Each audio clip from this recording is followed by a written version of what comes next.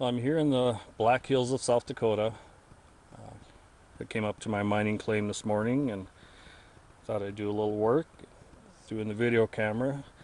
Thought I'd put this on YouTube, kind of show everybody at least what I'm doing up here. The claim itself is about 20 acres. It's a placer claim. Posted it about 3 years ago and been working up here ever since. I've got all my equipment up here that I need. I'm roughly 200 feet above the creek and about 500 feet up the hill.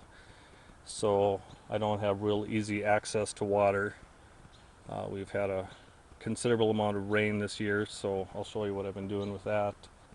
I'm panning around here a little bit. Just right in front there's the hole that I got started. In the center is my claim post.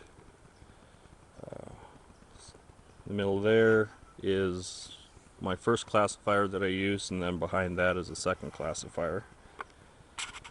In the far left is my water collection system, and of course behind the tree is my sluice box and my whole system right there, and I'll show you that later. Gold was discovered in the Black Hills in the 1870s during the Custer expedition, but it's also believed that there was some prospectors out here years before that. And the majority of the gold up in the Black Hills is the typically smaller gold. A lot of flour, speck and flake, an occasional picker, and I personally have not seen a nugget, but there is a lot of flour gold. This whole hillside is littered with test pits. I'm not sure exactly when they were done. I don't know if it was in the late 1800s or 1900s or during the Depression, but right in this area up here on the claim there's probably 20 or 30 test pits.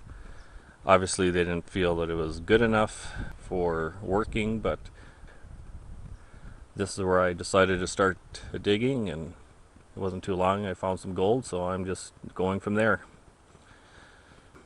As far as wildlife in the area, we have deer and turkey, mountain lion, and of course some rattlesnakes. I've done some metal detecting up in the area a couple times. Haven't found a whole lot. Did come across a big pile of old square nails, so that kind of dates the area. A friend of mine that came up with me one day and I pulled a nice picker off the top of my pile, so he was pretty happy. I wasn't.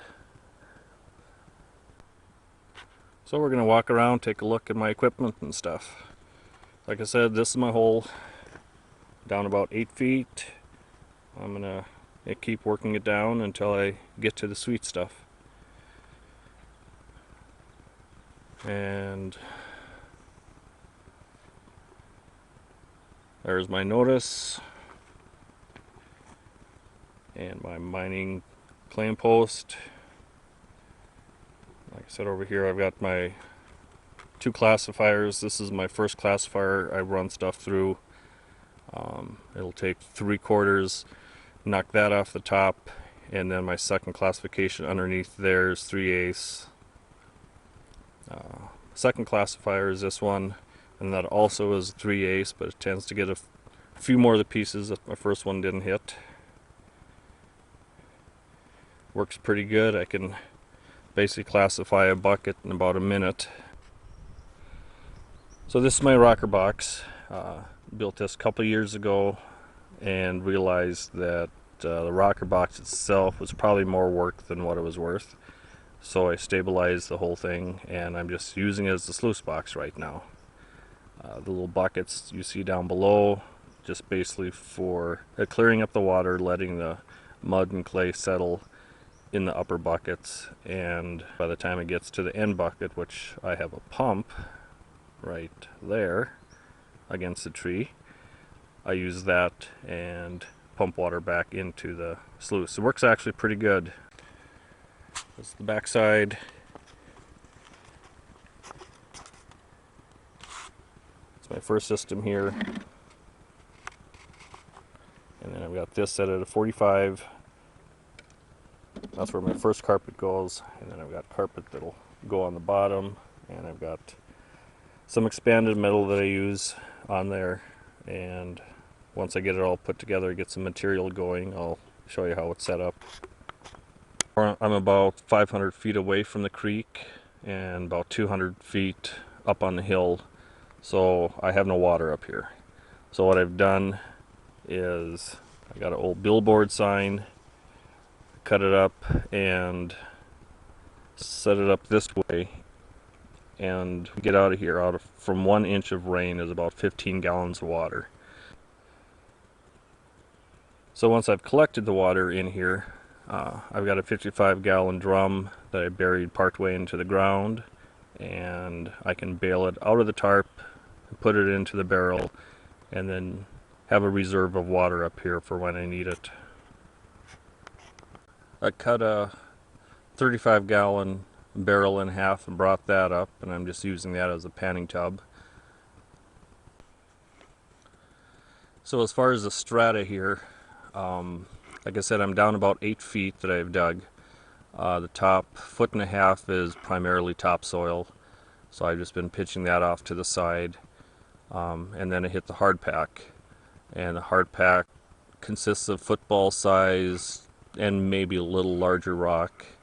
There's some quartz in there. But the majority of the rocks in here have become so decomposed, you can just basically break them up with your hand. So this is where I started to dig. Right now I'm pretty much down about 8 feet down, and I have hit bedrock. The bedrock unfortunately is fairly smooth, so I'm hoping to get into an area where the bedrock is not smooth and where it's going to lock up some of the gold and the heavies. And I was talking earlier about how the rocks in the hard pack have become so decomposed. This is a rock right here. It's about this size. I can't really see. And this is how easy it is to break it up. So there's really not much left there. This is not dirt, this is rock. And then the rest of the hard pack material. There's a rock.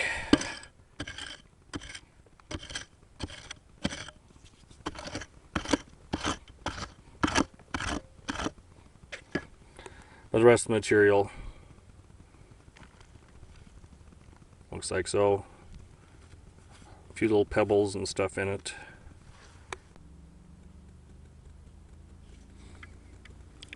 Here's another rock, or a piece of a rock, and like I said, it just breaks up into nothing.